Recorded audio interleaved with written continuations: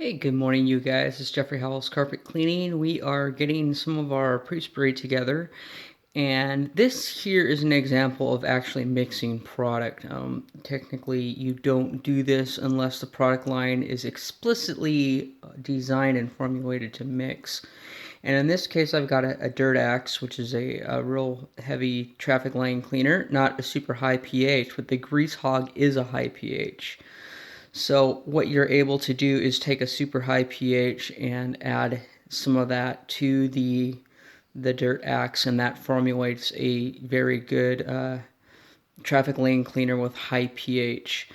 So that there is an example. Another example would be to let's say you have Dirt Axe in the front room because you got some dirt in there, but you also have a lot of organic matter such as food and stuff like that dropped by the kids, milk, spilled milk and whatnot.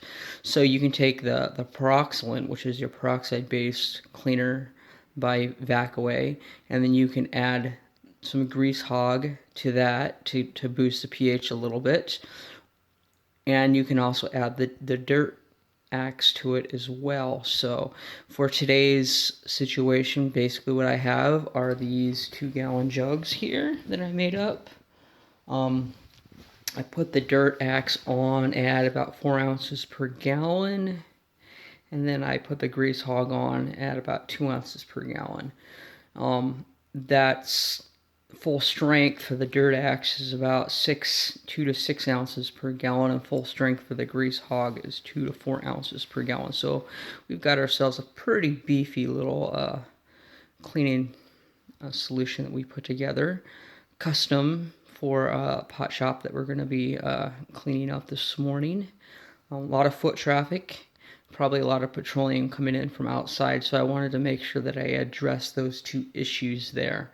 So that's our goal. And if you know of any other product lines that allow you to mix and match their products to formulate your own custom solution, I'd be more than happy to learn about those.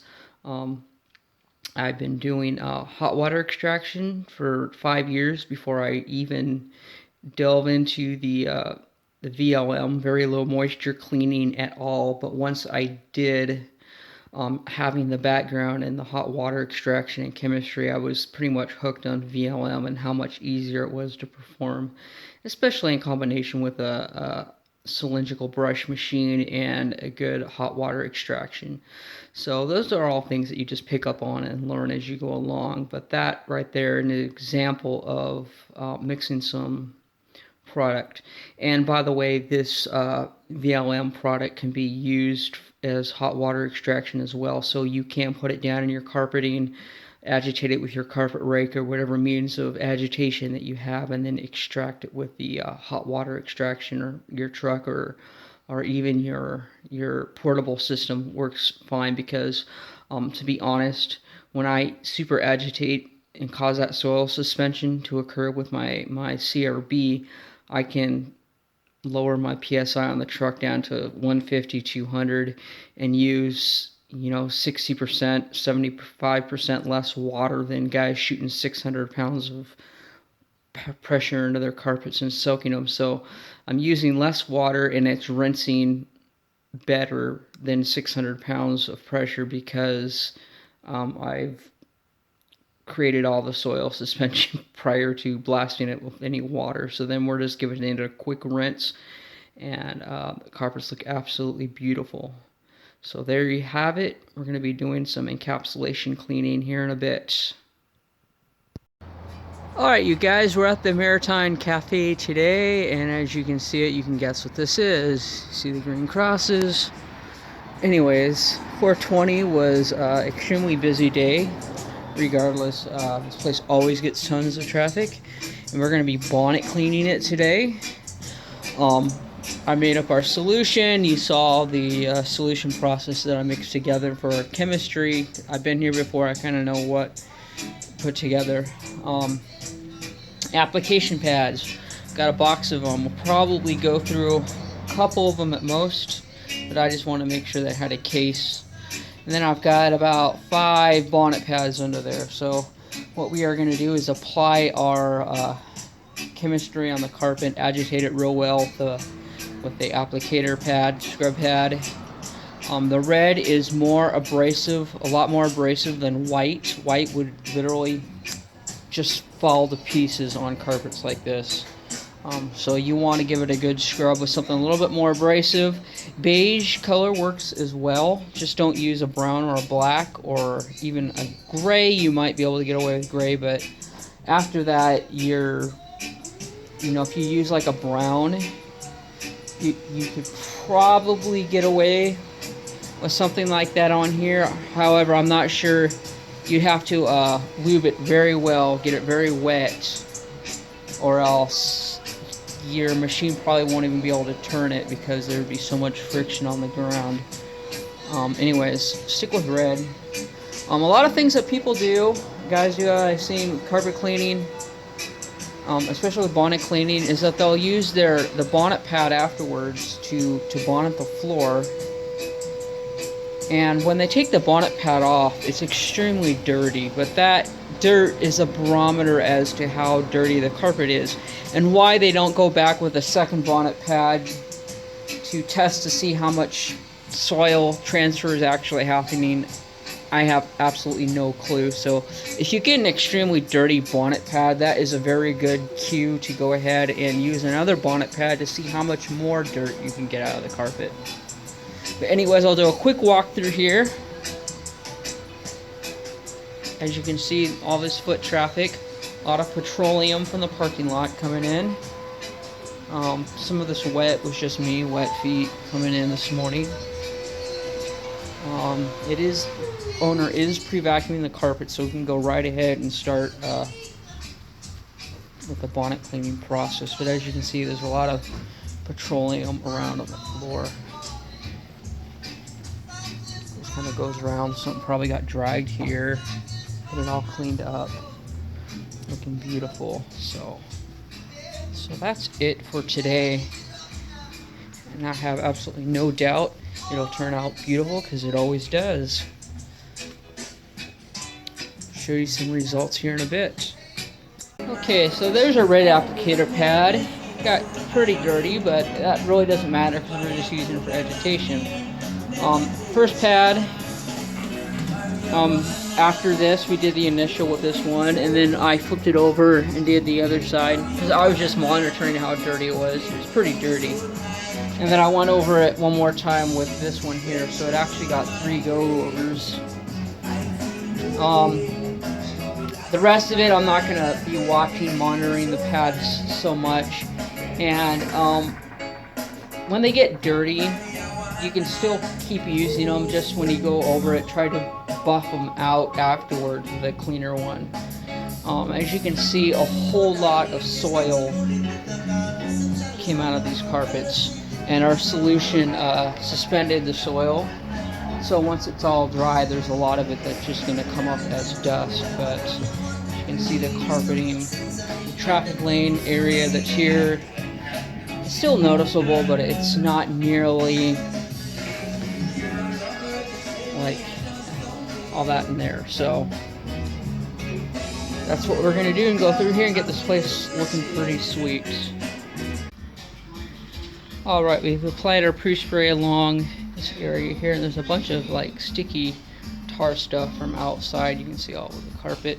Some of it we may need to put some Hel Gel on it to break it up like this here.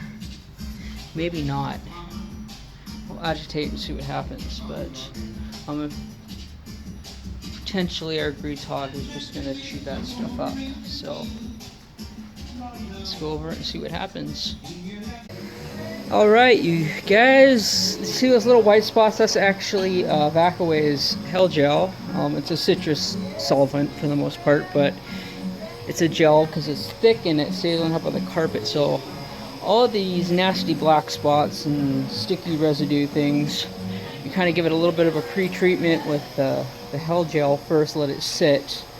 We apply our chemical down. Now as you can see over here where we went, it absolutely destroyed every single gooey black spot, and you saw them on the camera. There was quite a few of them, and tons of dirt in here. Probably go over it lightly one more time.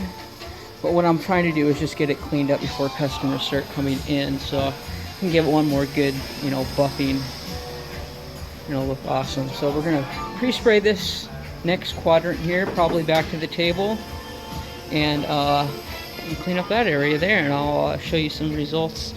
And here's undone space that we haven't treated at all, and then all this stuff these black spots we have treated. So we're gonna go from there and see what we can do.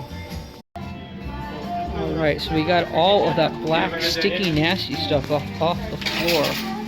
Extremely happy with the way this turned out. So you can see we went over this actually 3 times just to do as much soil transfer as we possibly could. But it's actually looked gray again, like they were supposed to. Now this is the untreated part, so you can see there's a bunch of nasties in the carpets. A bunch of nasties. So we're going to take the same process in here. However, luckily we don't have to be using any of our gel or anything like that.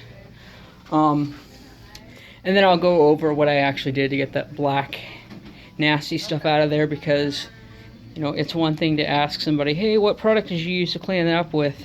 But it's completely different with talking about the method that you actually took to produce the results. 2 completely different things. So I'll go over that real quick when I get done here. Alright, so this room in here was treated, scrubbed, and buffed with a Bonnet pad. It looks absolutely beautiful. This here damaged carpet, it's actually torn, ripped, and that as well. This looks like it might be glue or something. I might come in with a little bit of P.I.G. It would probably pull that up. But we're gonna finish up the area before we do that, just so we're not spending tons of time on every little nitpicky thing. We'll go ahead and spray this, scrub it, buff it, and we'll be dead on this part of the shop. Alright, so we've just applied a generous amount of P.I.G. on there, and what I'm going to do is take a terry cloth towel here, fold it up, stick it down there, and then actually step on it for about a minute and see what kind of soil transfer we can get. Alright, I don't know if you can see that on the rag, but you can see that dark kind of roundish spot there. That's actually the stuff that we're absorbing out of the floor right there. We put down our P.I.G., let it sit for a few seconds just to kind of start emulsifying and breaking stuff down. Then we laid this terry cloth towel down on it and stood on it for a while, and you can already see that it's absorbing some of the spots. So when we remove it, let's see what we were able to get. And voila, it's almost all up. I think I'll do it one more time to get a little bit more out and agitate a little bit with a rag, but it should completely come out.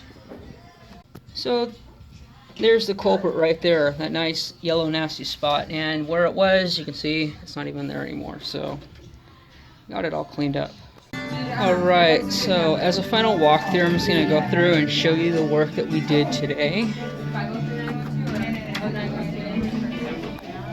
Behind the counters. Mind you, this floor's had sticky black crud all over them. Got all that crud up. We filled 5 bonnet pads front and back with all kinds of nasty residues.